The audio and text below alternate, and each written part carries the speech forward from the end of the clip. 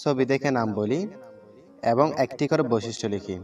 আমরা এখানে একটি মুরগি দেখতে পাচ্ছি, দেখো এই ছবিটি হচ্ছে মুরগির ছবি। ছবি দেখে নাম বলতে বলেছে, এরপর একটি করে বৈশিষ্ট্য লিখতে বলেছে।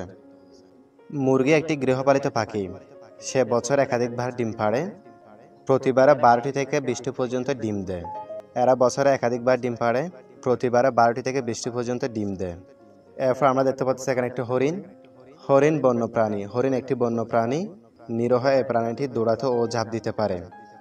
এরপর আমরা দেখতে পাচ্ছি একটি সাপ। এখানে লিখব, সাপ একটি বিষধর প্রাণী। এরা বুকে ভর দিয়ে দ্রুত চলতে পারে।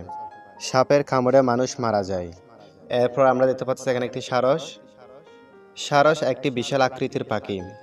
এদের গলা অনেক লম্বা। এরপর আমরা দেখতে পাচ্ছি একটি ব্যাঙ। ব্যাঙ উভচর প্রাণী। এরা স্থলভাগে লাফিয়ে লাফিয়ে চলে। এরপর আমরা দেখতে পাচ্ছি এখানে একটি বুলবুলি পাখি। এখানে লিখতে পারি আমরা, ছোট বুলবুলি পাখিটি দেখতে খুব সুন্দর। সাধারণত এরা গাছের কুড়ের মধ্যে বাস করে। এরপর আমরা দেখতে পাচ্ছি এখানে একটি পিঁপড়া। পিঁপড়া পরিশ্রমী প্রাণী। এরা 6 পায়ে পিলপিল করে চলে।